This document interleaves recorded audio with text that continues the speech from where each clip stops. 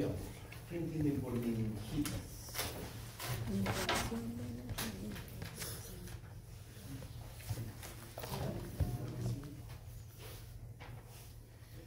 No.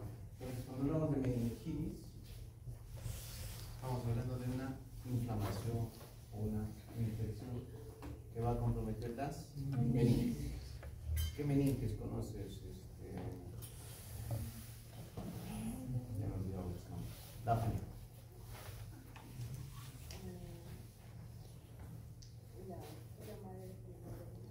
Fuerte, fuerte. Ya. ¿Cómo? Ya.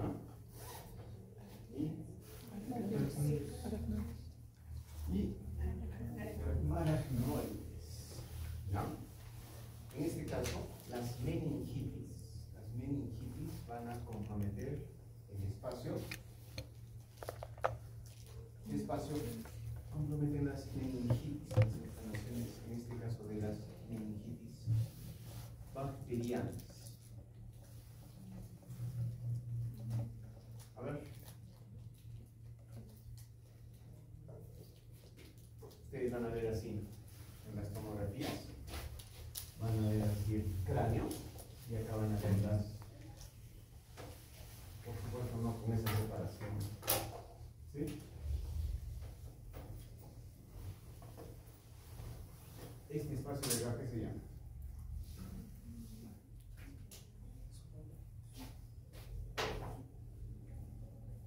Ustedes están viendo una tomografía, este es el hueso.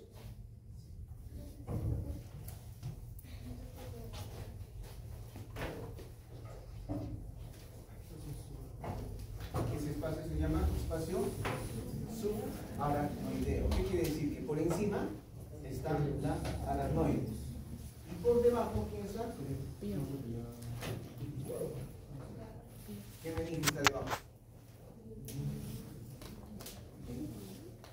A ver, Fernando.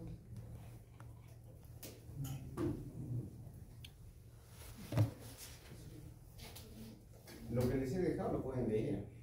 ¿Sí? Pueden leer.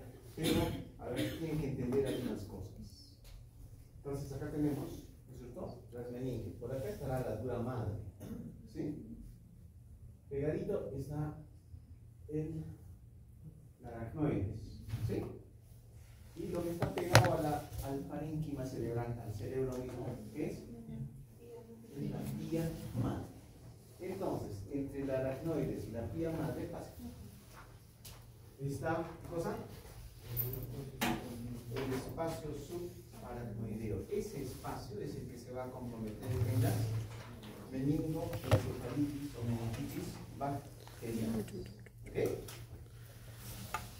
Listo. Habitualmente las meningitis son más, o mejor dicho, son más frecuentemente producidas por bacterias. Entonces, la afección del aracnoide, de la pía madre, del espacio subaracnoideo, ¿no es cierto? Por lo general va a ser bacteriana. ¿Estamos? ¿Ya? Y por otro lado tenemos las encefalitis. Las encefalitis son más frecuentemente producidas por virus. Entonces, acá vamos a ver bacterias y acá vamos a ver virus. ¿Sí? Entonces, en las meningitis, ¿no es cierto? En las meningitis vamos a tener precisamente signos meningos. ¿Qué signos meningos conocen? Uno, rigidez de nuca. ¿Sí? Dos, Kernick. ¿Ya? Kernick y Brudzinski. ¿Vamos? Y en los lactantes hay un signo, ¿no es cierto?, de meningismo, que lo conocemos como irritabilidad paradójica. ¿Alguien tiene una idea de qué cosa es la irritabilidad paradójica? ¿No? A ver, cuando ustedes estén frente a un niño, les dejan a cuidar a un niño, ¿sí? Van a cuidar al hermanito, al sobrinito. Si está llorando, ¿no es cierto?, y está fastidiado, cuando ustedes lo levantan, ¿qué va a pasar con el niño?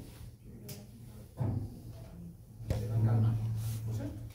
Ustedes tienen un niño que está en la cama ahí, irritable, fastidiado. Cuando lo levantan, ¿qué va a pasar? Lo lógico es que se cae, ¿no es cierto? A veces, pero lo lógico, lo normal, digamos, sería que ese niño se alivie, se calme. ¿Estamos? ¿Ya? Eso sería normal. Pero ¿qué pasa si yo tengo un niño que está algo irritable, fastidiado, y yo lo levanto y se pone más irritable, más fastidiado? Y no logro calmar. A eso se llama irritabilidad paradójica. ¿Okay? Y eso es frecuente en los lactantes. En los lactantes que pueden tener una infección a nivel del sistema nervioso central. ¿Okay? Muy bien.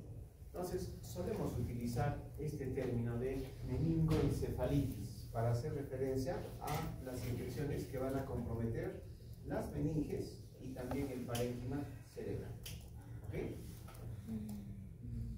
Ahora, en general, las meningitis van a ser más frecuentemente producidas por bacterias, mientras que las encefalitis van a ser más frecuentemente producidas por virus. Entonces, todas las veces que vemos un niño y pensamos en meningoencefalitis, nuestra pregunta va a ser: ¿será viral? ¿Será bacteriano? ¿Será una tuberculosis? ¿Sí? ¿Qué más? Y ahora último, ¿no es cierto? Tenemos bastantes encefalitis autoinmunes. No sé si lo han visto en los hospitales, ¿ya? Pero por lo menos en salud tenemos bastantes encefalitis autoinmunes. Ahora hay que saber diagnosticarlo, porque si no sabes diagnosticarlo, le metes antibióticos y le pones antivirales y no diagnosticas la encefalitis autoinmune. ¿Ya? Entonces, vamos a hablar fundamentalmente de las meningoencefalitis bacterianas, pero tenemos que aprender a hacer el diagnóstico diferencial con otras causas, virales, tuberculosas, ¿no es cierto? Inclusive las encefalitis autoinmunes. ¿Ok? Entonces, las meningoencefalitis van a comprometer el sistema nervioso central, por lo tanto, son infecciones graves que requieren atención inmediata. ¿Ya?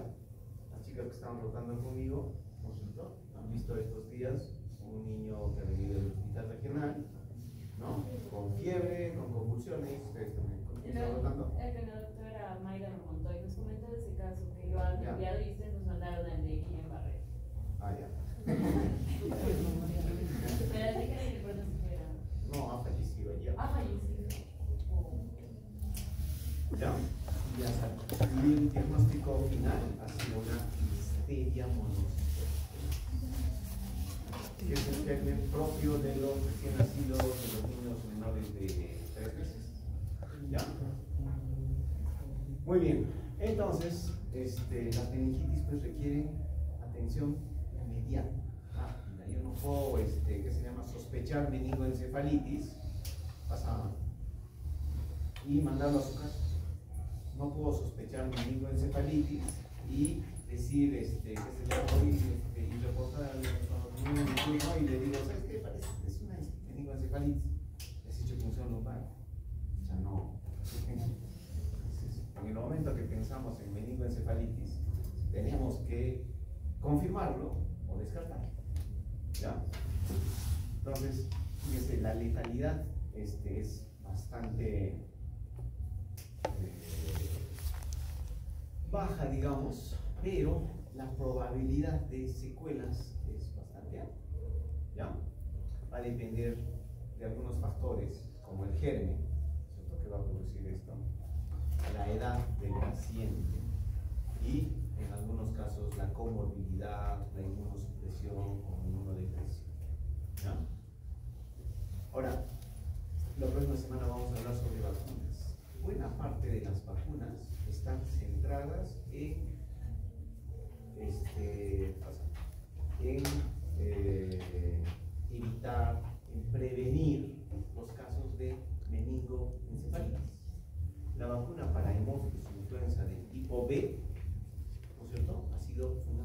básicamente no para evitar una sinusitis por hemófilos influenza, no para evitar una otitis por estreptococo pneumoniae, o para evitar neumonías por alguno de esos, no, sino para evitar infecciones invasivas, infecciones bacterianas severas por estos gérmenes. ¿Ya? Entonces, hoy por hoy, felizmente, las meningoencefalitis bacterianas han disminuido, pero eso hace que sea un poco más difícil de diagnosticar. O sea, de todos los niños que vienen con irritabilidad, yo, a ver, adivinar cuál de estos niños tiene una meningoencefalitis y cuál simplemente pues tiene un proceso viral que en unos días se va a resolver. ¿Ya? Entonces, el reto es diagnosticarlo y diagnosticarlo a tiempo, que ya nos ha pasado un montón de veces, ¿no? Viene un niño con fiebre, con vómitos, lo mandamos a su casa, regresa otra vez con los mismos síntomas, le pedimos un examen de orinita y la orina sale así de que parece o no parece una infección urinaria, le damos tratamiento para la infección urinaria y regresa al día siguiente con compromiso de sensorio, convulsionante. Ahí recién se nos ocurre hacer la punción lumbar, el líquido sale turbio, y completamente alterado. ¿Okay? Fíjense, las meningitis no solamente pueden ser infecciosas, no solamente pueden ser bacterianas, pueden ser también no infecciosas. Pasa Daniel, miren, pueden ser por medicamentos, los AINES, los antiinflamatorios no esteroideos, el sulfamethoxazol trimethoprim, que también se conoce como, ¿cuál es el nombre de esa asociación? Sulfamethoxazol trimethoprim.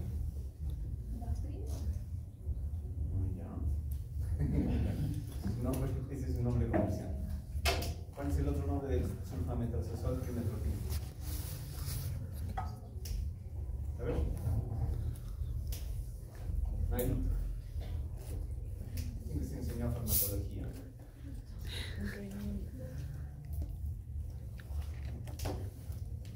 ¿Quién les enseñó farmacología? ¿Ah? ¿Se acuerdan?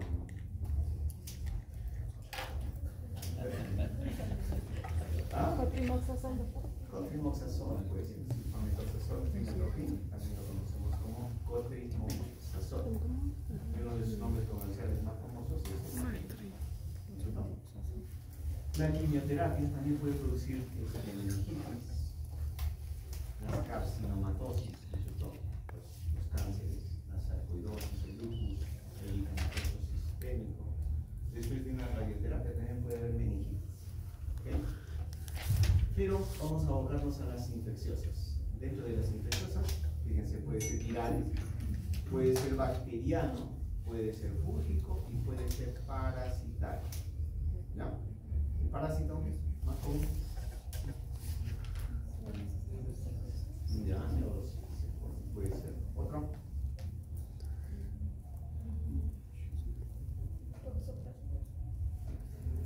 Toxoplasma también puede ser. ¿No?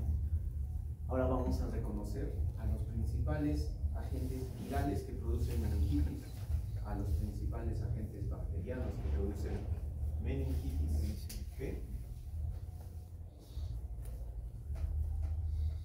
Muy bien. Entonces, acá tienen algunos términos, ¿no? ¿Qué es meningitis? Es la inflamación de las membranas que rodean al cerebro y a la médula espinal. ¿Sí? En este caso, lo que les decía, compromete fundamentalmente a la aracnoides y a la vía madre, entonces, haciendo que a nivel del espacio subaracnoideo se produzca pues un proceso inflamatorio, infeccioso. Luego tenemos, ¿qué significa una meningitis bacteriana? Es una meningitis más una evidencia de un patógeno bacteriano en el líquido cefalorraquídeo. En ese espacio subaracnoideo precisamente está el líquido cefalorraquídeo. ¿Sí? Y también tenemos casos de meningitis aséptica. Es una meningitis, pero donde no podemos demostrar un germen bacteriano. ¿Sí? No podemos encontrar un patógeno bacteriano, en este caso a nivel nivel de líquido cefalorraquídeo.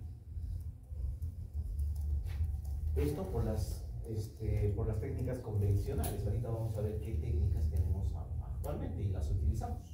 ¿Ya? O sea, ya no es teoría, o sea, podemos demostrarlo. Entonces, tenemos cultivo de líquido cefalorraquídeo, ¿no es cierto? Que en este caso no va a crecer nada, va a ser negativo. La tinción Gram, no vamos a ver formas bacterianas, o sea, no se observan gérmenes, ¿ya? Y cada vez menos, pero todavía en algunos lugares se utilizan aglutinaciones, o sea, para ver antígenos, digamos el antígeno de Streptococcus, el antígeno de Haemophilus, el antígeno de meningococo. Entonces produce una aglutinación, una reacción, y entonces yo puedo saber, ¿no es cierto?, gracias a estas aglutinaciones, a estas reacciones en látex, ¿no?, si es positivo o negativo para Haemophilus influenza, para Neisseria meningitis o para Streptococo o para otros temas. ¿Ya? Entonces, estas creo son las pruebas convencionales.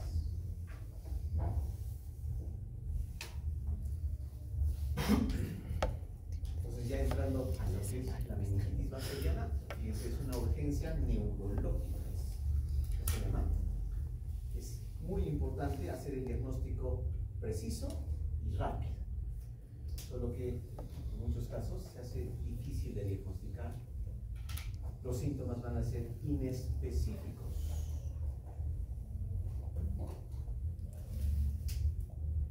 A menor edad, los síntomas van a ser inespecíficos. Ahorita van a ver ustedes eso.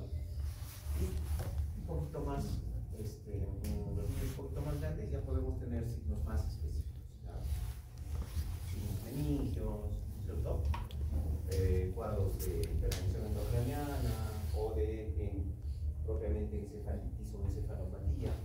Entonces, en ese caso va a ser un poco más fácil hacer el diagnóstico, pero cuanto más pequeñitos, los síntomas se van a parecer a una sepsis, a una neumonía congénita, a un trastorno hidroelectrolítico. ¿Okay? Según el tiempo, fíjense, las meningoencefalitis pueden ser agudas, subagudas o crónicas. Ya, esto existe, pero no lo usamos mucho, no nos sirve mucho. En cuanto a la etiología, ¿cuál es la etiología? A ver, ustedes ya han hecho neonatología, ¿no es cierto? A ver, Nathaniel, esos gérmenes que tú ves ahí, ¿con quién se relacionan? ¿De dónde crees que vienen esos gérmenes? Dice que estos gérmenes van a producir meningoencefalitis bacteriana en recién nacidos. Entonces, ¿de dónde vendrían? En un caso del E. coli, Rhabdomyolium, y en el caso del El Streptococo del grupo B, ¿de dónde crees que viene?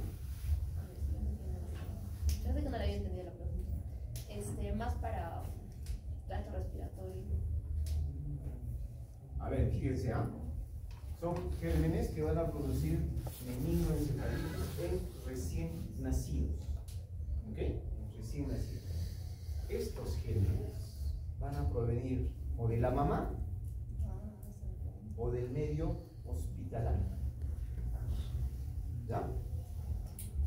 Ojo, van a provenir de la mamá, ¿no es cierto?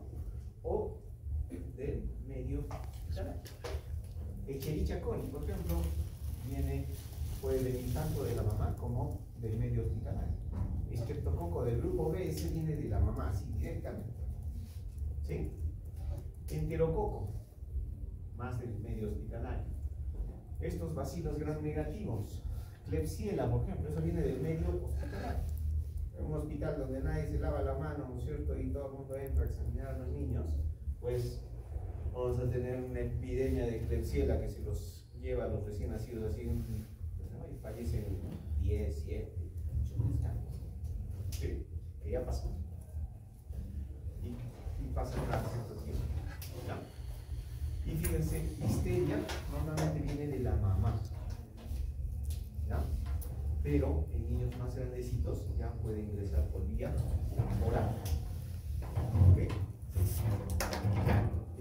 niño que en estado niña, ¿no? En esta niña que les comentaba, ¿no? Que ha salido histeria, pues no hemos pensado en histeria, no hemos pensado en todo, pero en histeria no. ¿Por qué? Porque ya tenía más de un año.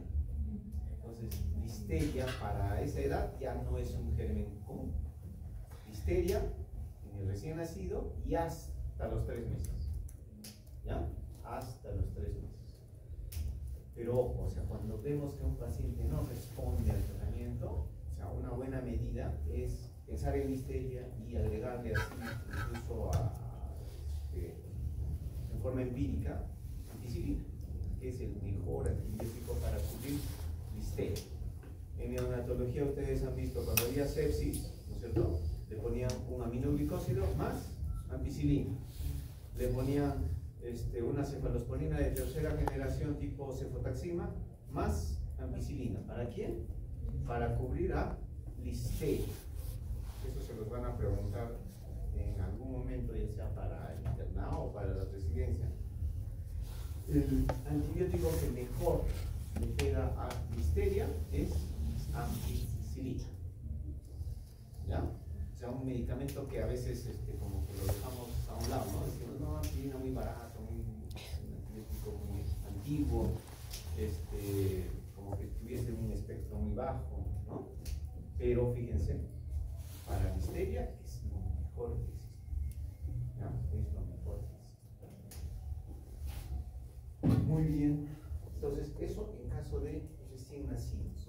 Y estos se van a prolongar un poquito más. O sea, hasta los 2, 3 meses vamos a ir pensando en estos mismos objetos. Y fíjense ya en los lactantes, en los preescolares, en los escolares, los que van a predominar hoy por hoy, ¿no es cierto? Van a ser Streptococcus pneumoniae o neumococo. Es que el nombre nos engaña, ¿no? O sea, cuando decimos neumococo ya pensamos en neumonía, pero no, pues Streptococcus pneumoniae, los cuadros más severos, más importantes, ¿no es cierto? Van a ser precisamente las meningoencefalitis bacterianas o meningitis bacterianas. ¿Okay? Seguido de Neisseria meningitidis, por ahí también, todavía, ¿no es cierto? Aunque gracias a la vacunación, Haemophilus influenza del tipo B prácticamente ha desaparecido. No tenemos infecciones por Haemophilus influenza del tipo B. ¿Ya? Otros gérmenes que pueden producir, ¿qué se llama? Meningoencefalitis. Puede ser el Streptococcus Diógenes, puede ser Klebsiella, puede ser Serratia, puede ser Moraxella catarrhalis, ¿sí? Ya, pero mucho, no con esta misma cosa. ¿Ya? Y fíjense acá cómo va cambiando la etiología, ¿no es cierto?, de acuerdo a la edad. Fíjense, miren, listeria, ¿en quién vamos a pensar? Habitualmente en menores de un mes. ¿Ya? Entonces, un niño de un año más y más, no se nos ocurrió pensar en listeria, pero ya nos ha pasado. O sea, hace como 10 años, igual, tenemos un paciente y salió listeria, le cambiamos el tratamiento y mejoró un montón. Voy a despertar.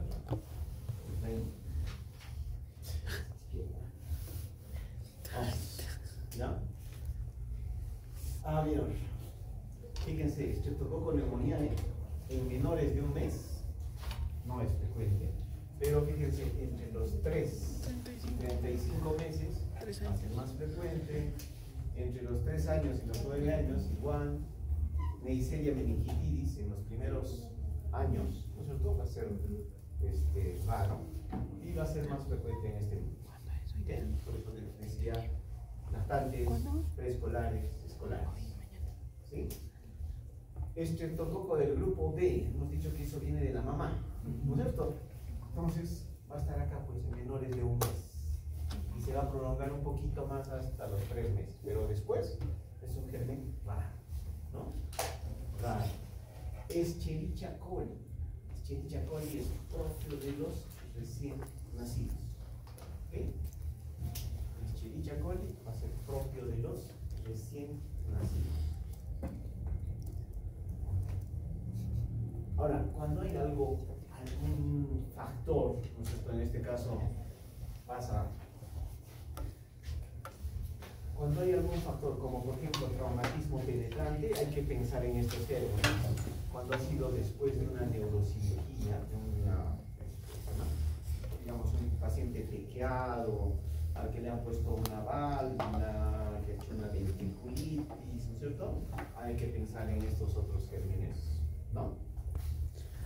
Igual acá, en esos niños que ya utilizan bastante tiempo un sistema de derivación del título peritoneal, ¿no es cierto?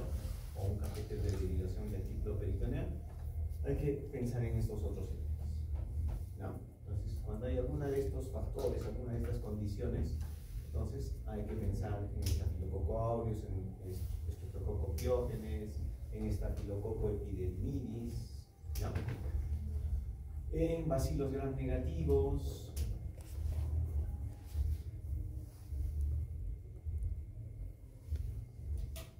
Ahora, buena parte de los gérmenes, en especial Haemophilus influenza, neumococo, meningitis, Neisseria meningitis, un par de palitos de fósforo para. ¿Ya? Está, ¿qué se llama? Ya, anda. Vas a contagiar tu sueño. ¿Ya?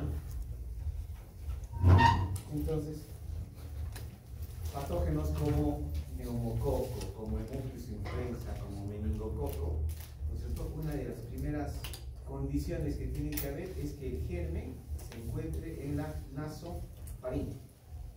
De la nasofaringe, ahí van a colonizar, ahí se van a quedar, y de la nasofaringe, que es parte del tracto respiratorio, van a pasar al torrente sanguíneo y a través del torrente sanguíneo van a poder centrarse en las meninges. También lo pueden hacer por continuidad, pero es más frecuente que lo hagan por vía hematópica, llegando en este caso a las meninges y finalmente al cerebro. ¿Ok?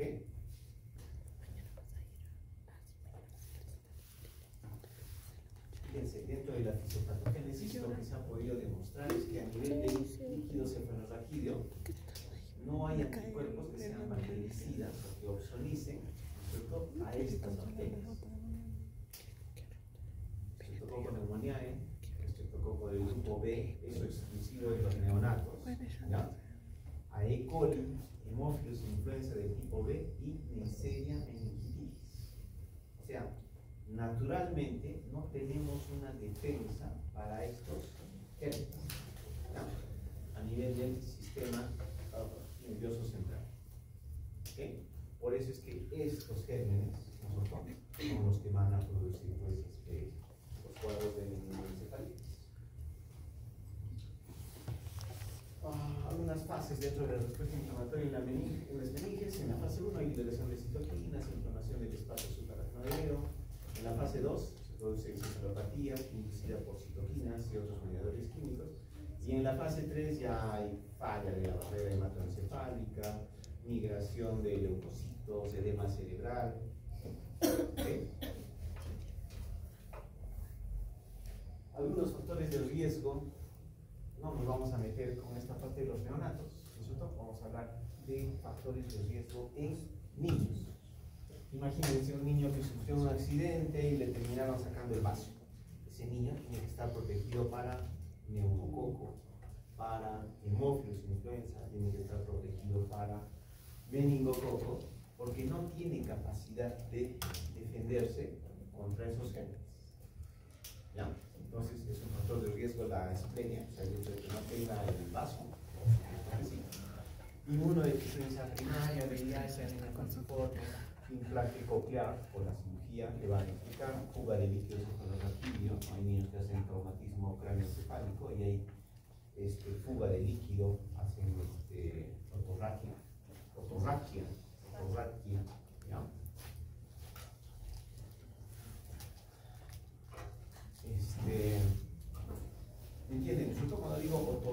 y otorraquia. ¿Sí? ¿Qué es otorraquia?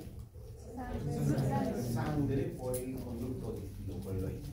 Y otorraquia, Líquido. líquido cefalorraquídeo por el oído. ¿Ya? Muy bien. Otros factores de riesgo, infección de vías respiratorias. Por eso les decía, los gérmenes habitualmente colonizan la nasofaringe, ¿ya? Y de ahí es que pueden producir, ¿qué se llama? Dispararse a otros lugares, en este caso al sistema nervioso central. Asistida guardería, ¿no es cierto? Eso está directamente relacionado con neumococo, antiguamente con, ¿qué se llama? Con Haemophilus influenza y cada cierto tiempo con meningococo. ¿Okay? Que no reciban leche materna, exposición a otros casos, ¿no es cierto? Traumatismo encefálico penetrante, trayecto sinusal dérmico de la columna vertebral, o sea que haya una, ¿se llama? Una espina bífida oculta, ¿okay? Viaje a un lugar donde sea endémico el meningococo. ¿En qué parte del mundo hay meningococo así como un montón?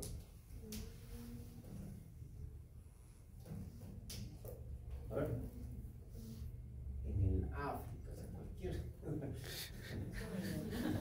Suena feo, pero o sea, buena parte de estas enfermedades lamentablemente vienen de ahí. O sea, sarampión, donde hay un montón, en el África subsahariana. Donde hay ¿qué se llama? Meningococo, así, un montón, en fin. VIH, y bueno, ¿no? Entonces, y por último la falta de inmunización. O sea, que un niño no esté protegido para neumococo, que no esté protegido para Haemophilus influenza, meningococo. Bueno, chicas. Siempre no tiene que ver. De las que conversan son las que ya los conozco ya. Un ratito, ni 5 minutos. Fíjense las manifestaciones clínicas. ¿Ya? En pediatría, ningún signo es patognomónico, o sea, no hay un signo que me diga ya, es eso. ¿Ya? Y en medicina son pocos, muy pocos, los signos en los que ya yo encuentro algo y digo ya, es tal enfermedad o es tal el diagnóstico. ¿Ya? Entonces, fíjense, los signos y síntomas son variables y dependen, fíjense, de la edad del paciente. ¿Ya? El tiempo de evolución, la respuesta del paciente a la infección. Por ejemplo, rigidez de nuca podemos encontrarlo a cualquier edad, pero va a ser más complicado buscarlo en menores de 1 año, menores de año y medio. Kerner, Brusinski, igual. Recién a partir del año y medio, de los 2 años, yo puedo fehacientemente encontrar un Kerner, un Brusinski. ¿Ya? Entonces va a importar la edad, 1. 2, el tiempo de evolución. O sea, si yo encuentro una meningoencefalitis en las primeras horas, los signos van a ser pues muy sutiles, muy inespecíficos. Pero si lo encuentro, ¿no es cierto?, a la semana, ese niño está pues en opistótonos, está ya secuelado. ¿Sí? Entonces el tiempo de evolución, ¿en qué momento lo encontramos? Y finalmente la respuesta del paciente a la infección. ¿Cómo responde el paciente? Fíjense algunos síntomas en el recién nacido y ustedes lo van a comparar con, a ver, imagínense una hipoglicemia en un recién nacido. Puede tener hipotermia, se puede tener hipotermia un niño hipoglicémico. Irritabilidad, pobre alimentación, vómito, puede comenzar a convulsionar por la hipoglicemia. ¿Sí? Dificultad respiratoria, hambre. Entonces, los síntomas son muy inespecíficos. ¿Ya? Entonces, en la etapa neonatal somos muy dependientes de laboratorio. ¿Sí? Somos muy dependientes de laboratorio. Cuanto más pequeñitos, ¿no es cierto?, los síntomas van a ser más inespecíficos, menos claros. ¿Okay? Entonces, estos primeros, por ejemplo, se pueden presentar en una deshidratación, en una hiponatremia, en un... ¿Quién está detrás tuyo, Rodrigo?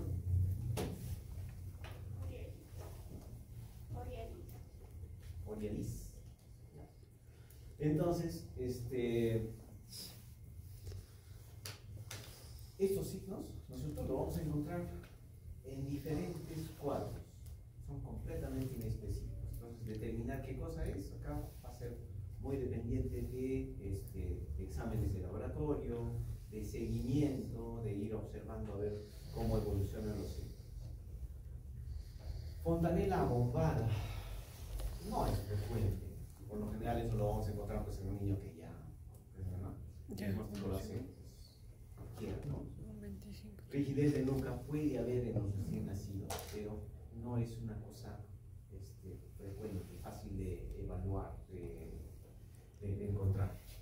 ¿Okay? En los lactantes vamos a ver fiebre, cefalea, puede haber fotofobia, ese niño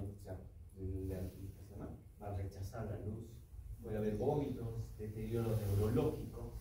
Fíjense cómo se manifiesta ese deterioro neurológico: confusión, letargia, irritabilidad, rechazo de la vía oral. Eso es un dato muy importante en los lactantes, ¿no? Que no lacte bien, que no esté consumiendo la leche, la fórmula que habitualmente consume. Ese es un dato importante, ¿ya? Y después ya va a ser, pues, ¿qué se llama? Crisis convulsivas, fontanela bombada, coma, vómito, convulsiones, ¿ya? Ahí ya no vamos a dudar mucho de que sea una infección en el sistema nervioso central. En el escolar, preescolar, fíjense, los síntomas van a ser un poquito más específicos, ¿eh? Fíjense, cefalea, trastorno de sensorio, irritabilidad, rechazo a la vía oral, fotofobia. Como signos: fiebre, rigidez de nuca, Kernig, Kuczynski, déficit neurológico. Entonces, en este caso va a ser mucho más, digamos, más específicos los signos de una meningoencefalitis bacteriana. ¿Okay? En general, acá otra serie, ¿no? Los síntomas más frecuentes, ¿ya? Cefalea. Ojo, en el lactante no vamos a buscar cefalea, porque el niño no te va a decir que se llama, me duele la cabeza, ¿no? Cefalea, fiebre, meningismo, alteración sensorio, vómitos, convulsiones, focalización neurológica, papiledema, ¿no? ¿Qué cosa era papiledema? Esto es importante, ojo, ¿ya? ¿Qué signos pueden haber en una, qué síndromes? Fíjense, puede haber un síndrome meningio. Si se afectan las meninges, va a haber rigidez de nuca, va a haber Kernig, va a haber Kuczynski. Acá hay una N de más, no es Kernig, es Kernig. ¿Ya? Es Kernig. Y signo de Como si era como Kuczynski. ¿Okay? Entonces, en una meningitis bacteriana, lo que va a predominar es un síndrome meningio. Así la N. Un síndrome meningio. En una encefalitis viral, ¿no es cierto?, va a predominar esto, un síndrome encefálico o encefalopatía, que se va a caracterizar por irritabilidad, cefalea, crisis convulsivas, alteración de la conciencia, hipertonía, espasticidad, en un síndrome encefálico o en una encefalopatía. Y finalmente, en un síndrome de hipertensión endocraniana, ¿qué entienden por el síndrome por hipertensión endocraniana o intracraniana?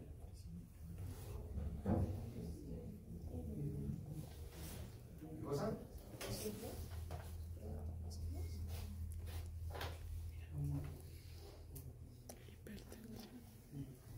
A ver. Hipertensión intracraniana o endocraniana. Podemos abreviarlo así. O así. ¿Ya? Son tres variantes las que hacen que pueda aumentar la hipertensión cardíaca, que son el líquido cefalorraquídeo, puede ser la sangre en sí y el encéfalo. La masa encefálica, sangre y el Bien. Entonces, cuando hay hipertensión endocraniana o intracraniana, clínicamente, ¿cómo se va a manifestar? ¿Qué podemos ver? cefalea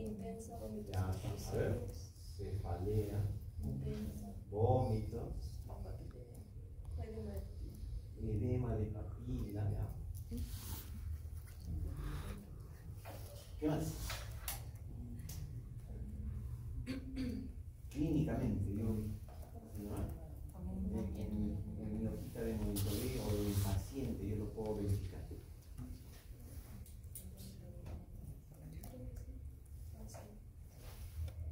¿Qué más?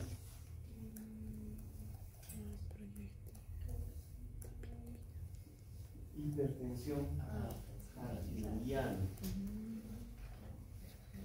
¿Han visto esto? A ver.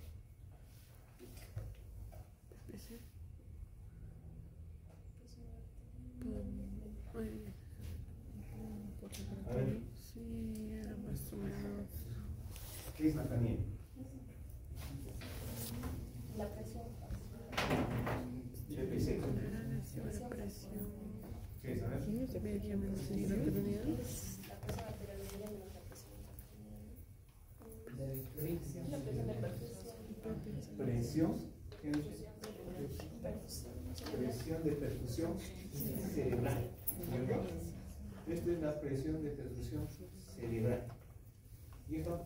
Presión arterial Presión media. arterial media. ¿Y esto? La presión intracraneal. Entonces, en una hipertensión intracraneana, ¿cierto? Una de las cosas que va a subir es esto, la presión intracraneal. El cerebro, ¿cierto?, va a tratar de protegerse y entonces va a hacer que aumente la presión arterial media. Por eso, el niño o el paciente con hipertensión intracraneana va a aumentar su presión arterial y va a ser hipertensión. ¿Ya? Miren, ¿ah?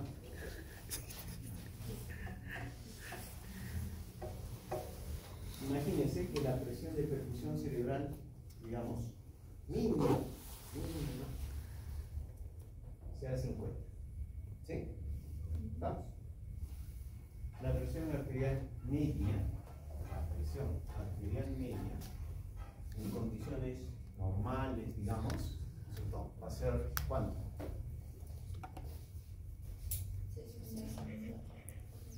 Ya, 65.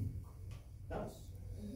Para que esto se mantenga en 50, necesito que la PIC sea de 15. La PIC más o menos no debe, o sea, en condiciones normales no debe pasar de 20. ¿Ya? No debe pasar de 20. ¿Ya? Al margen de los valores, imagínense que aumenta la presión intracraneal. Ya no está en 15. Ya no está en 15. Está en 25. ¿Sí?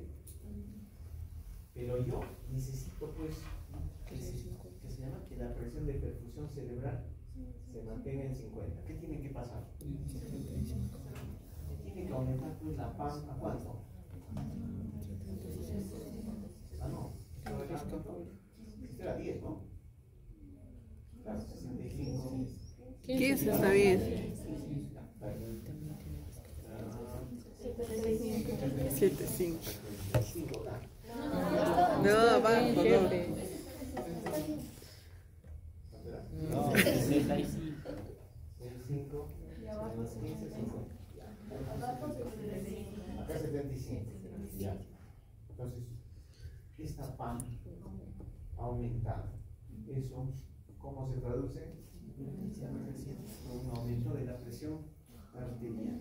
Por eso aumenta la presión arterial en una hipertensión Intracraniana. para que el cerebro trate de mantener una buena presión de perfusión cerebral. ¿Ya? ¿Vamos? Entonces, estos tres síndromes los tienen que conocer: síndrome meningio, síndrome encefálico y síndrome de hipertensión endocraniana o intracraniana. Otros signos asociados: puede haber manifestaciones dérmicas, puede haber exantema maculopapular, si es que hay petequias, por ejemplo, quimosis, o sea, la probabilidad de que sea un meningococo es muy alta. por suerte, en nuestro país no tenemos mucho meningococo. Son casos raros. Al año, ¿cuántos se reportan? 3, 5 casos en todo el país. ¿Ya? Pero muchas veces tenemos niños que ingresan, ¿no es cierto? Y en horas fallecen. O sea, tienen una evolución así muy tonta, muy rápida. Y pueden tener manifestaciones léricas. Esas manifestaciones léricas no solamente pueden ser por meningococo, también pueden ser por otras infecciones, por ejemplo, asociadas a garrapata. Este es propio de las meningitis por meningococo, con petequias, con equimos y con una evolución, pero así, brutal, rápida. Eso lo vamos a ver la próxima semana cuando hablemos sobre exclusivamente meningococo, ¿ya? Entonces, si ustedes tienen sospecha de meningitis, de meningoencefalitis o encefalitis, tienen que hacer función lumbar. O sea, no hay otra forma. ¿Ya? No hay otra forma. Y para nuestro medio todavía nos sirve, ¿no es cierto?, conocer las características del líquido cefalorraquídeo. Pero en otros lugares, y felizmente cada vez más en nuestro medio, utilizamos métodos moleculares. ¿Ya? Podemos saber exactamente qué bacteria, qué virus es el que está afectando a nuestro paciente. ¿Ya? Entonces, cuando sospechamos meningoencefalitis, tenemos que hacer punción lumbar. Va a haber algunas condiciones en las que está contraindicada la punción lumbar, pero son raras. O sea, yo no he visto a un paciente con edema cerebral, ¿no es cierto?, y que yo le haya hecho punción lumbar y se haya enclavado. No lo vemos. ¿Ya? A veces es más nuestra justificación para no haber hecho la punción lumbar. ¿Ya? ¿No? Sí, puede, sí solicito ahorita. Terminar haciendo la punción lumbar. Entonces, el diagnóstico clínico, fíjense, va a ser basado en historia, en exploración y finalmente tener un índice de sospecha, o sea, pensar que un lactante puede tener meningoencefalitis. Una de las cosas que tenemos que hacer responsablemente es no darles antibióticos por cualquier motivo. Imagínense que viene un niño, ¿no es cierto?, con un cuadro respiratorio alto y nosotros de arranque le ponemos antibióticos. ¿Ya? Entonces podemos tener meningitis o meningoencefalitis parcialmente tratadas.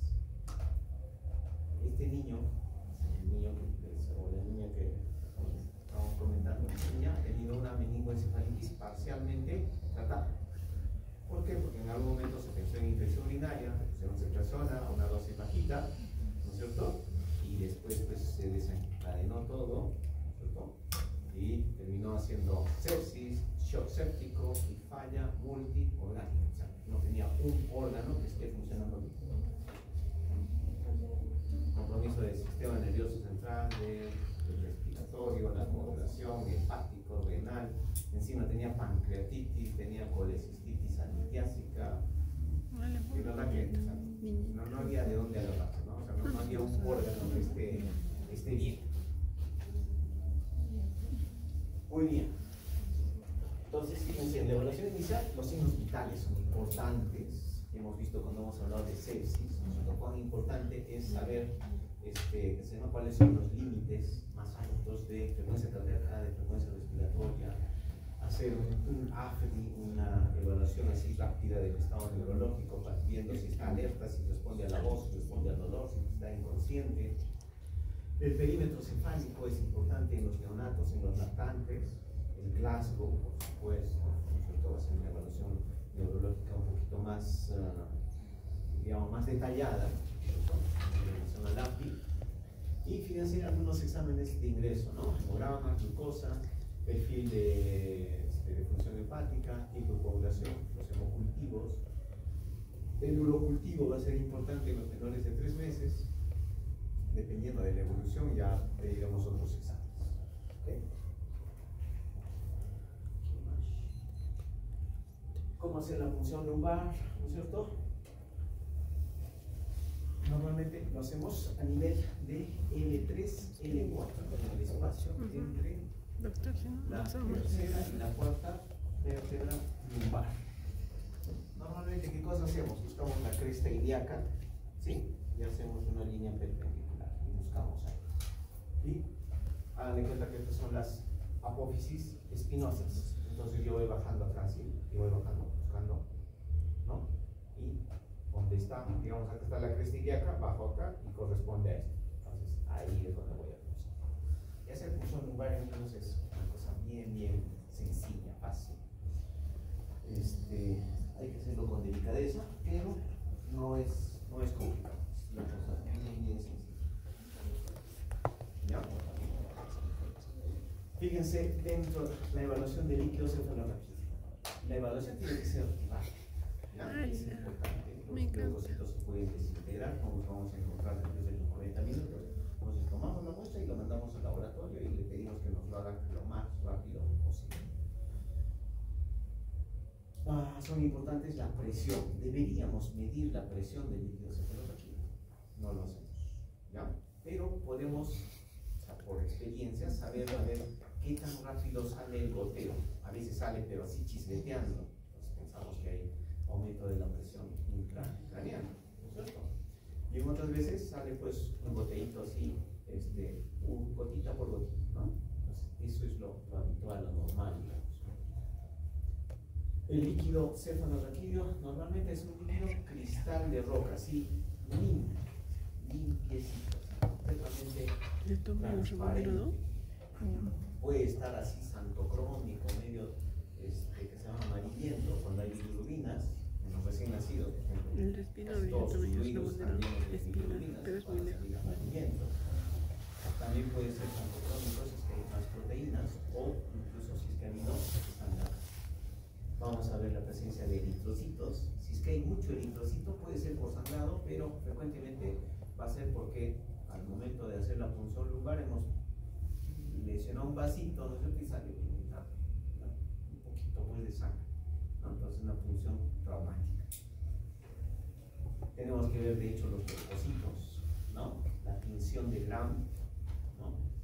El cultivo, por supuesto, y hoy por hoy técnicas de reacción en cadena de polimerasa, ¿no? Métodos moleculares, y todavía los antígenos bacterianos que los vamos a ver en estas pruebas de aglutinaciones o pruebas de lácteos, que cada vez lo usamos menos, ¿no? Fíjense ahí las características del líquido cefalorraquídeo en el recién nacido, en el niño sano, cuando se trata de una meningitis bacteriana, cuando es una parcialmente tratada, ¿ya? Por virus, por hongos, por tuberculosis. A ver, algunas cosas importantes. Vamos a analizar primero en el niño sano, la glucosa. La glucosa va a estar entre 40 y 80 miligramos por decilitro. Por lo menos debe haber la mitad de la glicemia. ¿Ya? Entonces, junto con la punción lumbar, siempre vamos a anotar, a ver, dice el dato, le hacemos un hemoglucotés. Siempre. ¿Ya? El paciente de repente está con una glucosa de 20. ¿Sí? Y yo voy a pensar que está habiendo, que se llama una hipoglucosa. Pero si el paciente está con 20 de hemoglucotés, entonces es lógico que en el líquido cefalorraquídeo salga pues 15, 18. ¿Ya? Sería normal. Entonces importa la glicemia, en este caso lo más práctico, hemoglucotés, junto con la punción lumbar.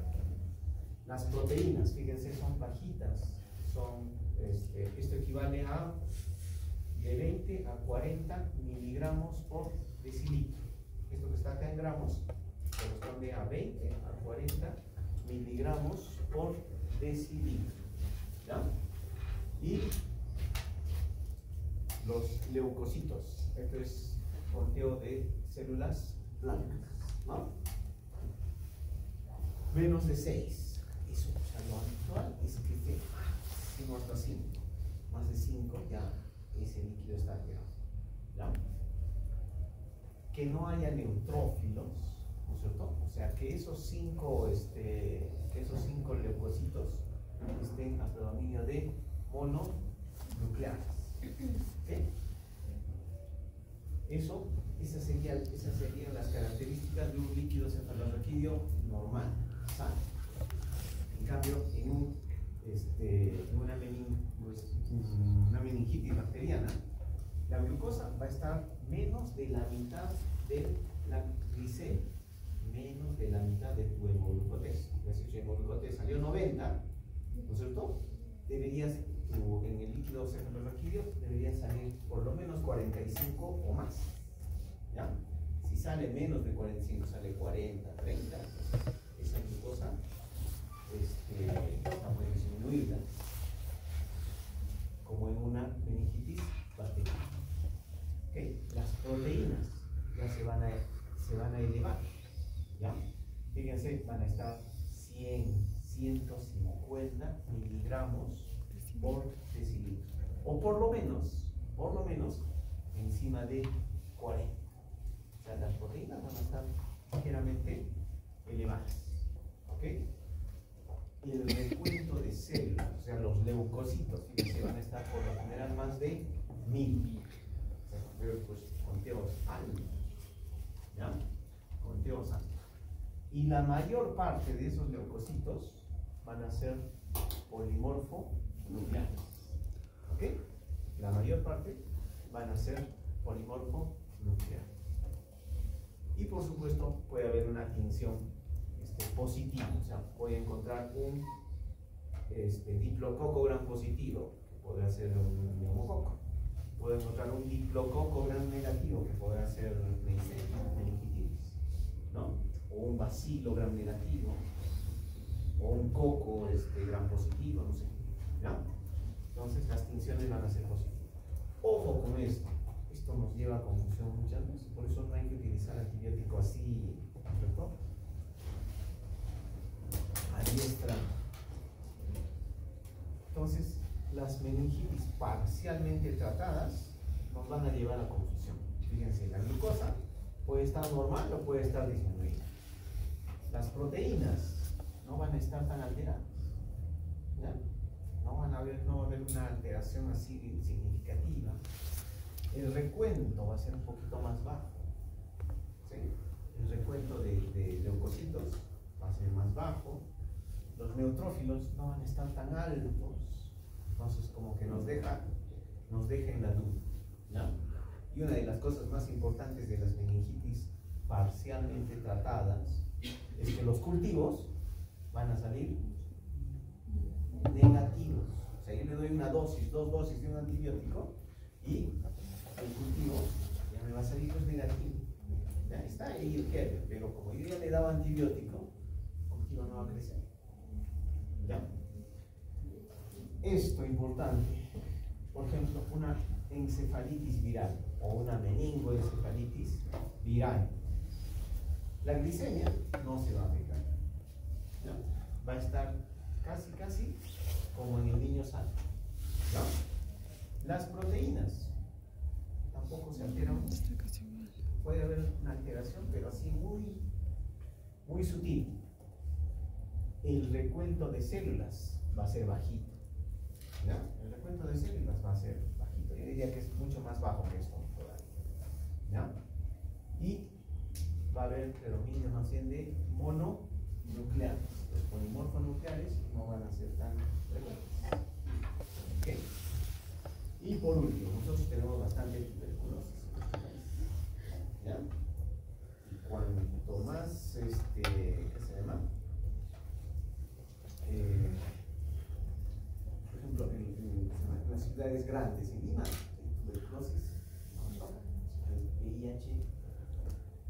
Lo mismo pasa en el cuerpo abandonado, porque tenemos bastante tuberculosis. ¿Ya? Fíjense, la glucosa va a estar baja, así como en una meningitis bacteriana. Las proteínas están elevadísimas, altísimas. Por eso los líquidos de cefalorraquídeos de los pacientes con tuberculosis son pues así, amarillos, sanocrónicos. Van a estar por encima de 100, de 300 miligramos por decilitro, así, altísimo. El conteo celular no va a ser muy alto, ¿no? Pero alterado. Y va a haber predominio de mononucleares, los polimorfonucleares, o sea, los neutrófilos van a ser escasos, bajitos. ¿Ok? Muy bien. Bueno, este es histórico.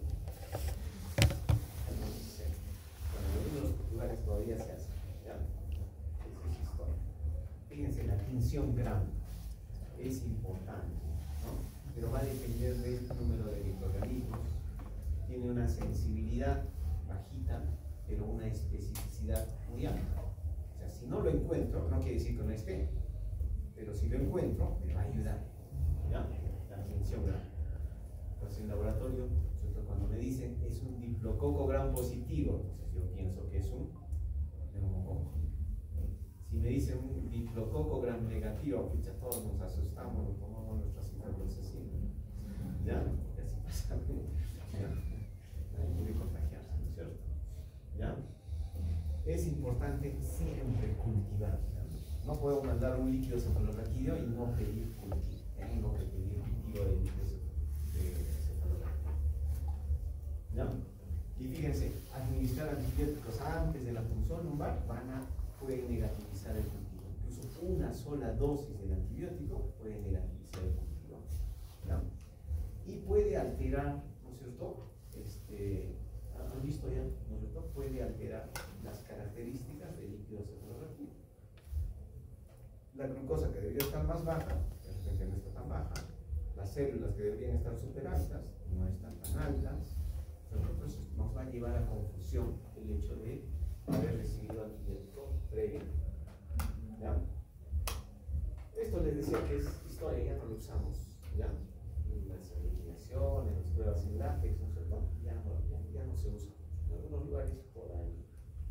Pero fíjense, ahora nos hemos vuelto fijos y usamos Firma Ryan y este último que se llama Intertex. Entonces, con una sola muestra de líquido cefalorraquídeo, ¿ya? Con una sola muestra de líquido cefalorraquídeo puedo detectar estos 14 patógenos. ¿Ya? Fíjense las bacterias que puedo encontrar y van a coincidir con los que hemos estado viendo, ¿no? Escherichia coli, Haemophilus influenza, Listeria, Neisseria meningitis, Streptococcus agalactiae, que es el estreptococo del grupo B. ¿Ya? Este es el que viene de la mamá, que produce las meningoencefalitis en los recién nacidos o en los lactantes pequeños. Y estreptococo pneumoniae. ¿Ya? El estreptococo del grupo A es el estreptococo Biotis, ese no está. ¿Ya? Ese no está. Entonces, fíjense, son solamente 6 bacterias, pero están pues las más importantes. Y yo las puedo detectar con una sola muestra. Virus. ¿Qué virus puedo identificar? Citomegalovirus, enterovirus en general, herpes tipo 1, herpes tipo 2, herpes tipo 6, parecovirus y varicela zoster. ¿Sí? Entonces puedo detectar estos 7 virus. 7 virus. Y puedo encontrar también con esa misma muestra un hongo, en este caso, Cryptococcus. ¿Okay?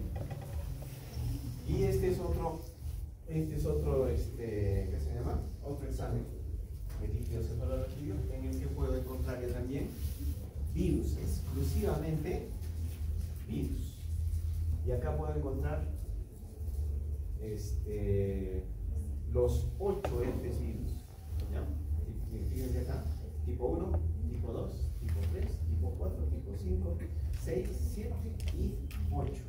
O sea, puedo identificar los 8 herpes virus que conocemos. Y puedo identificar algunos enterovirus como Coxsackie, poliovirus y otros enterovirus. Por eso el examen se llama ENT de enterovirus, ¿cierto? De estos de acá. Y herpes, herpes, ¿ya? O Enterpex. Entonces, con una sola muestra y en tiempo récord, ¿ya? ¿Por qué? Porque el film array en 30 minutos yo puedo tener un resultado. Esas pruebas moleculares son así de rápidas, ¿ya? O sea, si yo estoy fastidiando al de laboratorio, en 30 minutos me puede dar el resultado.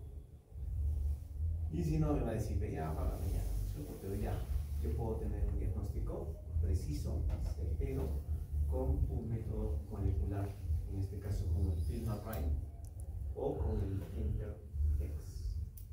Film array, costará cuánto, unos 2.000 soles más o menos, pero, o sea, me da, me puede dar el diagnóstico preciso. Entonces, si yo tengo film array, si a este paciente le hubiésemos hecho film array, ¿no es cierto? Y en menos de un día me dan me dicen es una listeria, yo le cubro que es penicilina así a todas. ¿Sí? Y la otra forma es esperar mi cultivo 7 días y en 7 días me dicen es una listeria, pero el paciente ya no va a estar bien. ¿Sí? Entonces, felizmente ya tenemos estas herramientas y lo estamos usando. ¿Ya?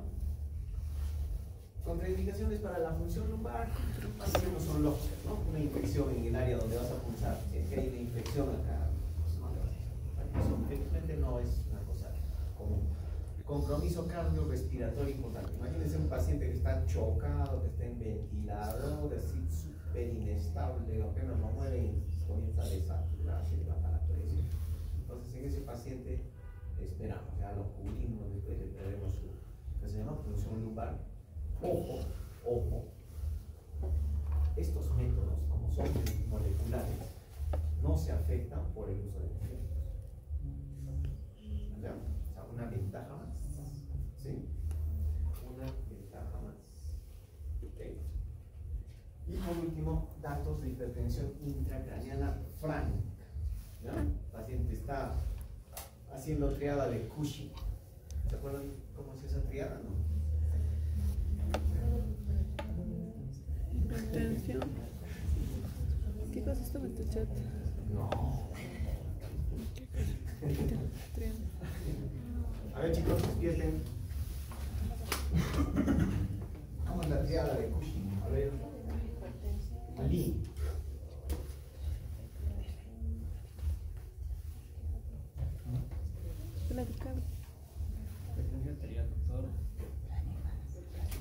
A ver, ¿cómo es la triada de Cushing? La triada de Cushing se va a presentar en un paciente con hipertensión endocraniana que se está enclavando. Está yendo así. ¿Ya? Está yendo pues abajo. ¿Qué va a tener? Hipertensión arterial. ¿Qué más? Bradicardia. Y respiratorio. alteración del Patrón respiratorio. patrón respiratorio. ¿Ya? Imagínense un paciente que respira, ¿no? Tiene alteración del patrón respiratorio. De pronto se dispara la presión arterial y comienza a bajar la presión, la frecuencia cardíaca. Ese paciente se va a morir ahorita si no hacemos nada. ¿Ya? Entonces, esto se llama triada de Cushing. No tiene nada que ver con la cara en una línea. ¿Ya? ¿Estamos? Otras contraindicaciones que son relativas: trombocitopenia, sangrado. Aunque la verdad hemos hecho punción lumbar sin saber que un paciente tenía plaquetas. ¿Ya? Estudios de imagen. ¿En qué casos es importante hacer estudios de imagen? ¿No es cierto? Si es que el Glasgow está menos de 13, si es que hay disminución de 3 puntos en el Glasgow de 1 hora, si es que hay un estado epiléptico o estatus epiléptico de que íbamos a hablar el día lunes, si es que hay signos de déficit neurológico focal en menores de 3 meses, convulsiones después de 24 horas de tratamiento adecuado, aumento desproporcionado del perímetro cefálico, datos de hipertensión intracraniana. Hay niños que hacen meningoencefalitis y también comienzan a hacer hidrocefalia. Entonces el perímetro cefálico crecer por medio centímetro en un mes, pues comienza a crecer en días. ¿Ya? Entonces, en esos casos, pues es importante los estudios de imágenes. ¿Qué estudios de imágenes? Fundamentalmente tomografía. ¿Ya? Tomografía. Resonancia puede ser. ¿Ya? Pero lo más práctico, lo más rápido de un paciente es una tomografía. ¿Han ido a ver qué se llama, pacientes, han acompañado pacientes a una tomografía? ¿Sí? Mi abuelita. A ver quiénes han ido. A ver, chicos. Nadie. ¿A bebés?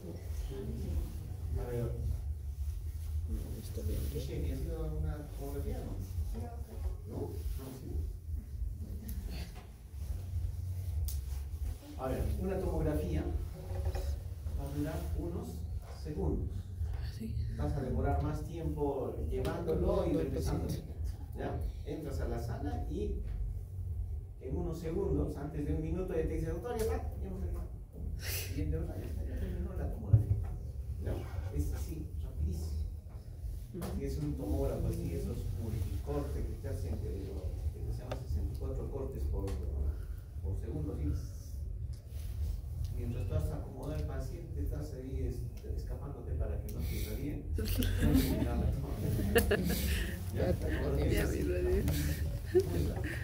En cambio, la resonancia, pues una resonancia mínimo unos 20 minutos de examen. Encima, nosotros, por ejemplo, en el seguro no tenemos resonancia. No tenemos que llevar nosotros. Es un paciente delicado. En realidad sí. ¿Ya? Entonces ustedes fíjense, fundamentalmente cuando hay signos de incremento de la presión intracraneana, pues está indicado realizar tomografía o resonancia antes de la punción. ¿Ya? Pero, como les digo, Solo la es niña raro, tiene 16 puntos.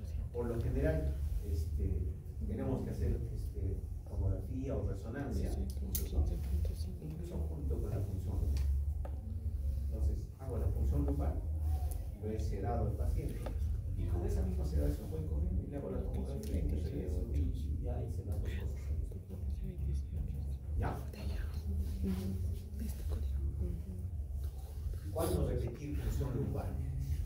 Si no hay respuesta clínica, el paciente está peor, pasado 48, 72 horas y le estoy dando full antibiótico, descubierto todos los gérmenes importantes, ¿no es cierto? En 48, 72 horas tengo que hacer punción.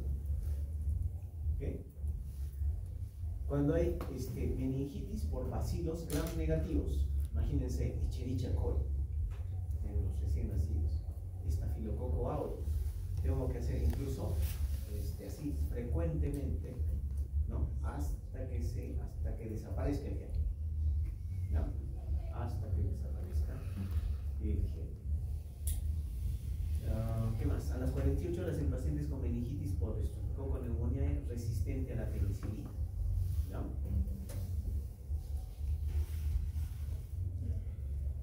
Estos son los esquemas, digamos, empíricos de tratamiento de acuerdo a la edad. Vamos a centrarnos acá. ¿Ya? Niños de 1 a 3 meses. ¿No? Voy a cubrirlos con ampicilina más cefotaxima o ceftriaxona. Ampicilina porque todavía hay la posibilidad de que estemos frente a un anestesia. Y cefotaxima me va a cubrir neumococo. Sí, me cubre. ¿Me cubre Haemophilus influenza? Sí, me cubre. ¿Me cubre Neisseria meningitidis? También. ¿No? Entonces, cefotaxima o ceftriaxona, como cefalosporina de tercera generación, me cubre bien. ¿Ya? Cefalosporinas de tercera generación no cubren casi nada a Listeria. ¿Ya? A Listeria no le cubre casi nada. Este pacientito, ¿no es cierto? ¿Por qué les digo todo eso? Porque anoche hemos estado hasta las 11 de la noche discutiendo ese caso. ¿Ya? Entonces, sí, al inicio estoy recibiendo ceftriaxona. No le cubríamos pues nada. No sabíamos qué era Listeria. ¿Ya? No le cubría nada. Después le han aumentado la dosis de la ceftriaxona. Tampoco le cubríamos nada. Después le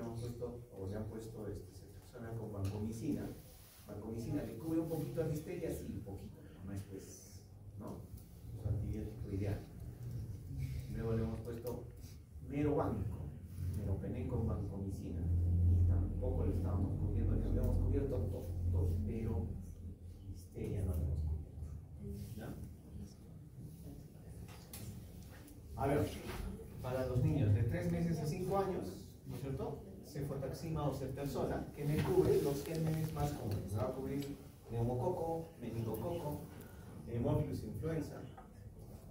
Entonces, el tratamiento empírico, ¿no es cierto? Empírico quiere decir, o sea, yo no sé qué germen voy a cubrir, qué se llama, qué germen es el que está causando, pero por la edad o por otros factores, yo deduzco que pueden ser por frecuencia, ¿no es cierto?, estos gérmenes, y esos son los que los voy a cubrir. Entonces, a eso decimos tratamiento empírico.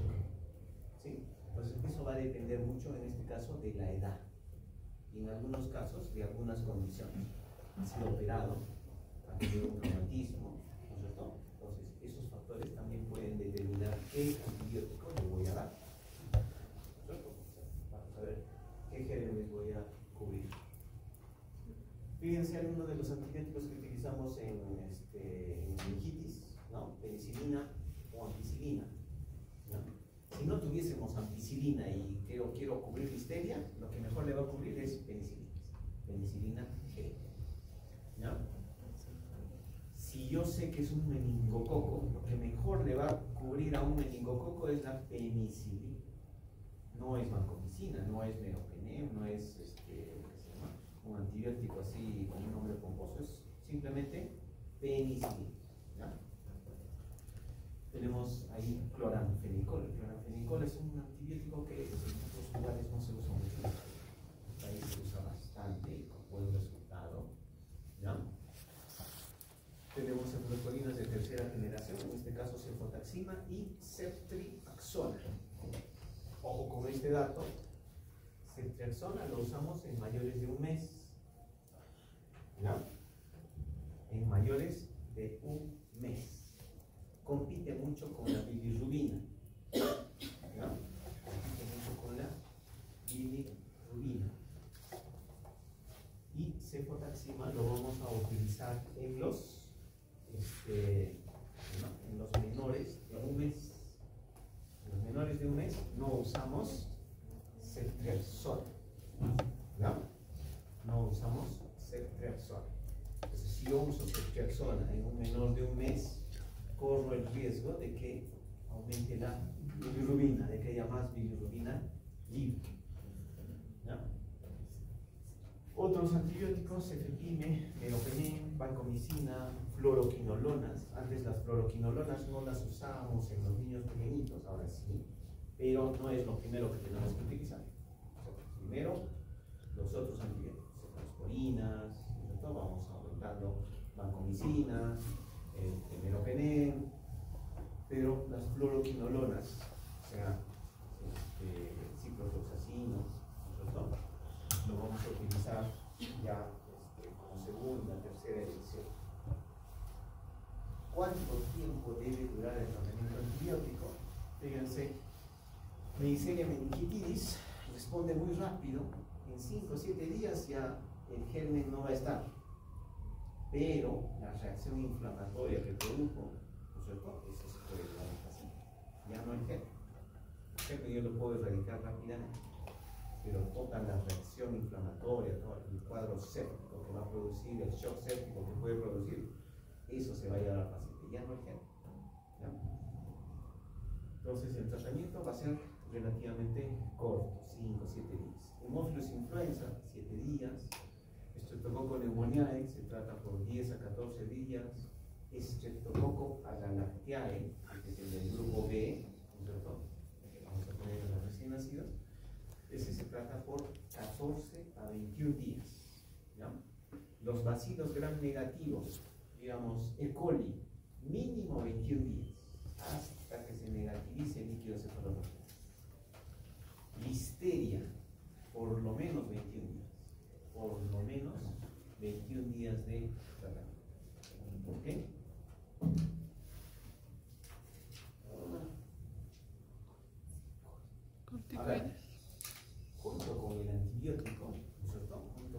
antibiótico o un poquito antes del antibiótico, el paciente con meningoencefalitis bacteriana debe recibir dexametasona. ¿Para qué? Para disminuir la inflamación, ¿no es cierto?, que va a producir el hecho de comenzar con tratamiento antibiótico, ¿no? Para disminuir secuelas como secuelas auditivas, hipoacusia fundamentalmente. Ahora, se han hecho estudios así grandes y hay varios metaanálisis en los que se ha visto que la dexametasona funciona mejor en los países desarrollados o en los países con más recursos y no funciona bien en los países menos desarrollados o con menos recursos, ¿no? Entonces, por eso es que algunos dicen que, o sea, que en nuestros países ya no deberíamos usar dexametasona, ¿no? En nuestro hospital, por ejemplo, nos hemos reunido y hemos dicho qué hacemos, usamos, no usamos. ¿Le va a hacer daño? No, no le va a hacer daño. Encima, nuestro hospital, en relación a los otros hospitales, ¿no es cierto?, es un hospital precisamente así muy pobre, ¿no? Entonces, hemos decidido usar dexametasona, aún sabiendo de que de repente no le va a ayudar, ¿no? Pero ¿le va a hacer daño? No, o sea, nadie ha demostrado que le vaya a hacer daño. Si fuese una viral, no le va a hacer daño. Si fuese por estreptococo, no le va a hacer daño. Si fuese por hemófilos, probablemente lo ayude, y lo ayude bastante, ¿ya? Eso, pensando en los cuadros más pequeños, ¿ya? Pero han encontrado diferencia, no se sabe por qué, pero han encontrado diferencia en la efectividad o en la efectividad de prevenir secuelas, especialmente de hipoacusia, en países con más recursos y otros con menos recursos. Estas son las principales complicaciones de las meningoencefalitis: pérdida auditiva, alteraciones cognitivas, retraso en el desarrollo, parálisis cerebral. ¿Sí? ¿Listo? ¿Preguntas? Alicia. Nosotros, doctor, en el caso de estar en contacto con un paciente con meningitis, como profilaxis debemos tomar rifampicina. Antes había eso, básicamente para prevenir hemófilos influenza, el tipo B. Ahora último, la profilaxis está indicada para contacto con pacientes con meningococo. Hoy por hoy, ¿no es cierto? La profilaxis está indicada para cuando estamos en contacto con un paciente con meningococo. Por eso es importante el GRAM. ¿Por qué el GRAM? Que lo hace pues ese ratito. Y por eso es importante tener pruebas moleculares que sean así rápidas. No vamos a quedar. O sea, el cultivo es esperar pues varios días, ¿no? Implica esperar varios días. Es importante que tengamos pruebas moleculares a la mano. Nosotros, por ejemplo, utilizamos FilmArray, en este caso lamentablemente es pagado por el papá, por los papás, pagado por los papás, pero en 24 horas yo tengo un resultado. ¿Sí? Y en el hospital ya hacemos pruebas moleculares para otros gérmenes y estamos ahí peleando en el laboratorio para que nos hagan ese tipo de pruebas moleculares. FilmArray es comprar un cartucho, ponerlo en la máquina, con el líquido segundo rojizo y en 30 minutos ya tenemos el ¿Qué te viene delegado? Entonces, para el caso de contacto con meningococo, está indicado ciprofloxacin. Una sola pastillita de 500 miligramos, esa va a ser la profilaxis. Nada más eso.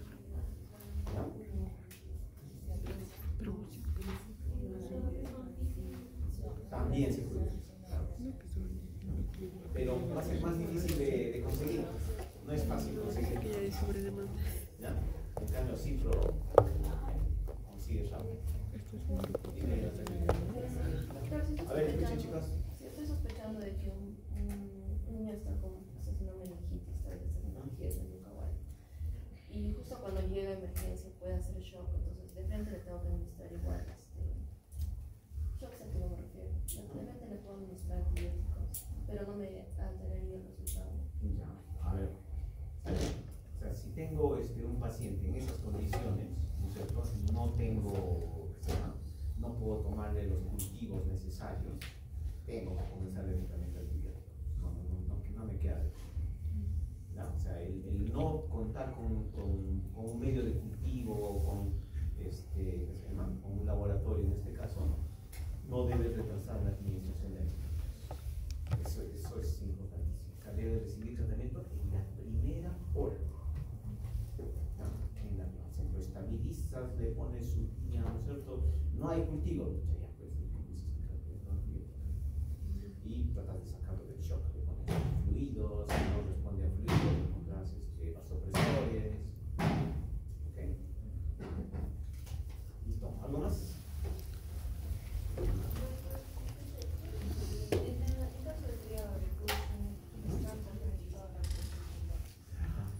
Ese paciente se está muriendo. Ese rato voy a decir, viste, tráigame todo para la presión lumbar, no me va a alcanzar.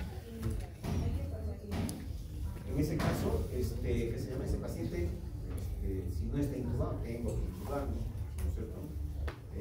Comenzar terapia hiperosmolar. ¿Qué significa eso? Le pongo cloruro de sodio al 3% en bolo, ¿no? Un bolito, y luego le dejo en infusión continua. O le pongo manitol, si no tengo cloruro al 3%. Tengo que revertir el edema cerebral, la hipertensión intracraneal. Le pones un bolito de cloruro al 3% y comienza a bajar la presión, mejora la bradicardia, comienza a montar ¿Cómo es la decisión? ¿Algo más? Ya. A ver, ya tiene un líquido ya. A ver, un voluntario. Si no ha venido el voluntario, ya comenzamos a ver. A ver. ¿Se ve? Más o menos. Yo no lo estoy haciendo.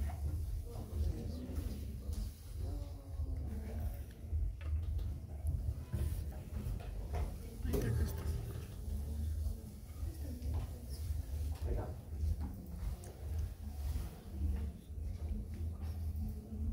Fibrina. LDH proteínas 2.22 gramos. A ver.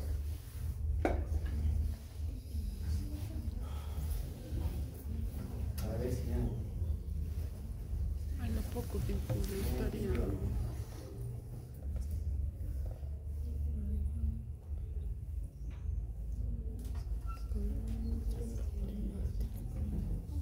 A ver.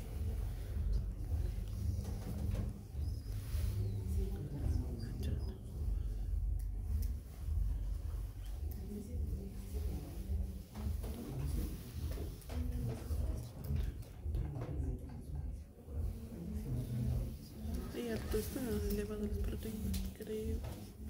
A ver, en el examen va a venir 0.0. una cosa así. Tenemos esto 2.22. Para eso van a practicar ahora, tienen ese, tienen otro por acá. A ver, miren, primero tienen una muestra de líquido cefalorraquídeo. Y de frente les ponen ahí muestra y imagen. O sea, ahí parece haber sangre, ¿no es cierto? Fibrina, una cruz, justo por eso. ¿Ya?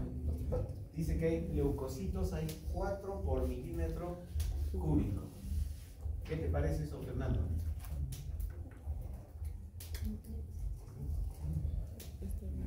¿Está alto, está normal, está bajo? ¿Cómo está?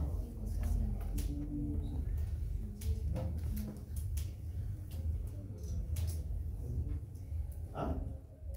¿Dónde has estado, Fernando?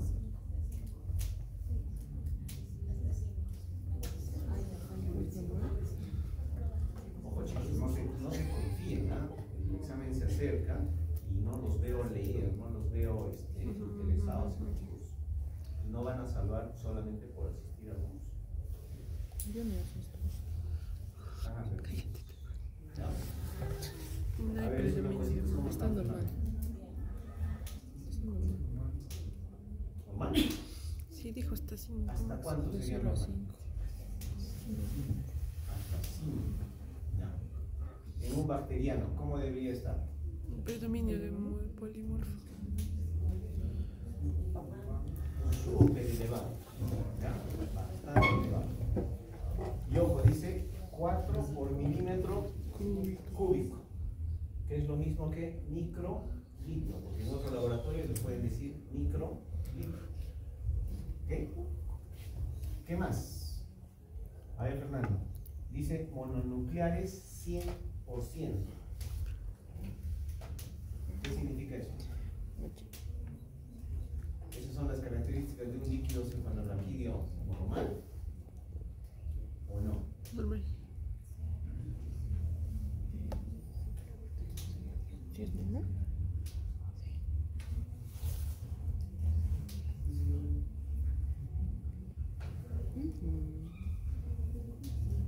Sí, pues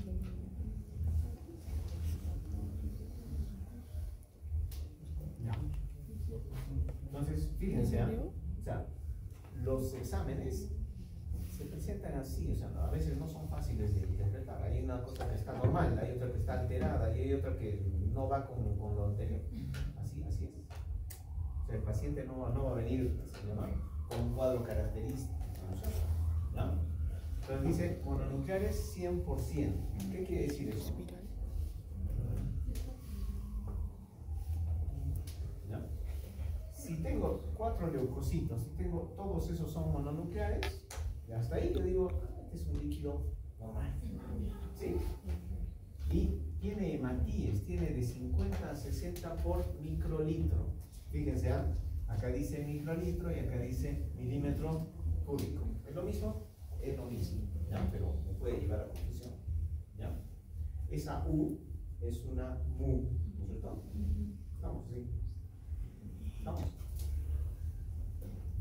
Entonces, y acá me dice que es hemática, entonces yo pienso que es traumática, pero a pesar de eso, de ser traumática, felizmente los leucocitos no están por encima de 5. ¿Ya? No tiene clase. Y en el citoquímico tenemos la glucosa en 1.51. ¿A cuánto corresponde eso? Lo multiplicamos por 18. ¿Cuánto sale? 27. 27, 18. Entonces, 27 de glucosa. Si la glicemia, ¿no es cierto?, fuese, digamos, de 50, estaría bien. Pero si la glicemia fuese de 100, estaría baja. Entonces es importante siempre, ¿no es cierto?, tener una glucosa central. ¿Estamos? De la glucosa. LDH 99. O sea, tienes que guiarte de no la tiene una glucosa. correlación así clara. De lo que te que haya demostrado. Entonces no es un valor. Por eso estoy diciendo, si es que tienes una glucosa de 100 y esto debe ser lo normal, casi la mitad. Tiene 27, 2.22 gramos por litro. ¿Qué tal? Está súper elevado. Entonces las proteínas están muy elevadas y esto correspondería a un 2.220 miligramos por decilitro. Imagínense, 2.000 es una cantidad así más de proteínas. Hay una hiperproteinorraquia.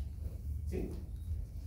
La glucosa parece estar baja, las proteínas muy altas, pero no hay celularidad. ¿Ya? No hay celularidad. Está aparentemente sano. Sobre las proteínas. Entonces, ¿cómo se hay algunos casos donde la celularidad es baja, ¿no es cierto? Y las proteínas van a estar elevadas. Por ejemplo,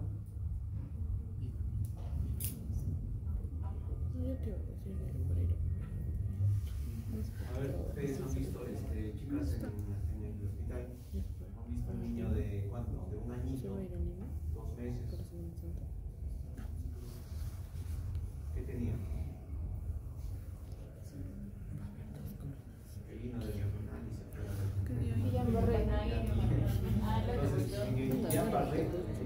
parte va a haber pues una disociación Yo te dije, pues no las te células gusta van a la crema. estar normales Espera. o ligeramente elevadas y las proteínas van a estar bien. ¿Ya? ¿Podría ser el caso? Sí, puede ser el caso, pero estas proteínas son muy elevadas, ¿ya? Muy altas. Lo que no cuadra acá es que las células, o sea, si yo pensase por ejemplo en una tuberculosis podría tener estas proteínas así súper altas, la glucosa baja, pero debería haber pues, no sé, 100 células, 200 células, a predominio mononuclear, por supuesto, ¿ya? Para pensar en una tuberculosis, ¿ya? Tienen acá otro líquido.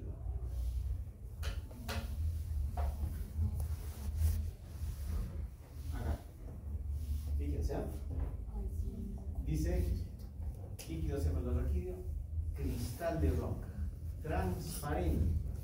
Miren, hasta ahí parece normal. Esto es la punción lumbar y es un líquido así completamente normal hasta ahí. Pero tiene leucocitos, tiene 115 por microlitro o por mililitro. ¿Ya?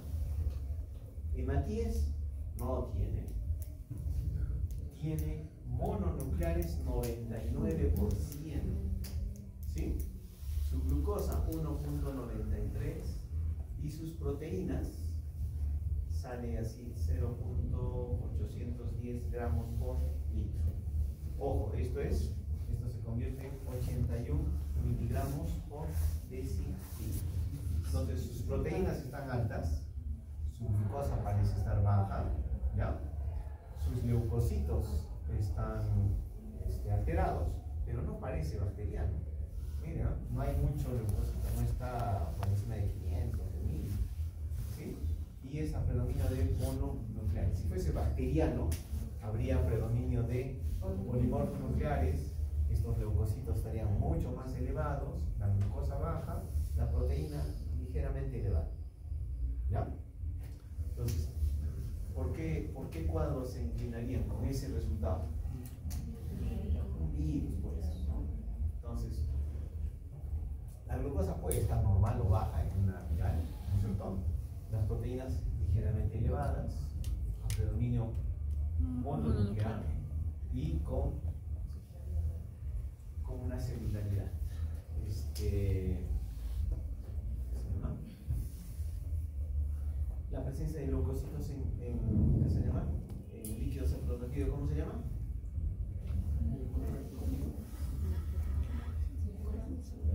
¿Qué le llaman a ustedes a esos leucocitos en el líquido cefalorraquídeo? Leucorraquia. Otro nombre más bonito. ¿Qué se llama eso? Leucocitos. A ver. Ahí. Pleocitos. ¿Ya? Y fíjense cómo debe ser reportado en gramo. Así, no se observa que, porque si me ponen acá negativo, yo digo, habrá encontrado un germen gram negativo. ¿Ya? Entonces, acá tienen que poner así, no se observa germen. O le ponen cocos gram positivos, diplococos gram negativos, ¿no? O diplococo gram positivo, o cadena de cocos gram positivo, así, o bacilo gram negativo, ¿ya? Entonces, lo que van a observar acá es no poner positivo o negativo, ¿ya? Esto lleva a la confusión. Gracias. Amén.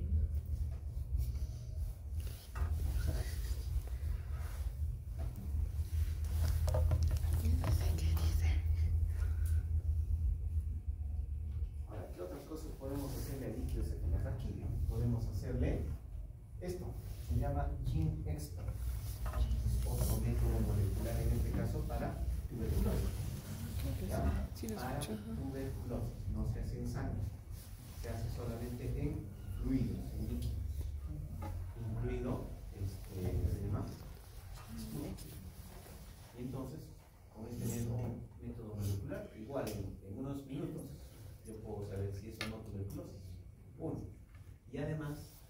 puedo saber si es resistente o no a rifampicina. ¿Ya? Entonces, este método se llama GeneXpert. GeneXpert es su nombre comercial. Acá está, se llama con otro nombre, ¿no? Pero es un método molecular. En este caso, igual, es un casetcito así, un frasquito acá. Entonces, conforme se pone la muestra, se agita, se pone en la máquina y en unos minutos yo puedo saber si es o no tuberculosis. ¿Ok? Entonces, en este líquido cefalorraquídeo, por ejemplo, le hemos hecho GeneXpert para el líquido cefalorraquídeo para saber si es o no tuberculosis. Y no de o sea, ahí simplemente va a decir positivo, negativo. Si es positivo, además me puede decir si es resistente o no a rifampicina. ¿Ya? Listo. Entonces, terminamos. La próxima semana vamos a hacer todo lo que es ¿cómo se llama? Enfermedades exantemáticas e inmunoprevención. Entonces, voy a mandar a cada uno a la delegada, por supuesto, qué tema está tocando cada uno. De repente vamos a desarrollar hay un libro que se llama el Red Book, el libro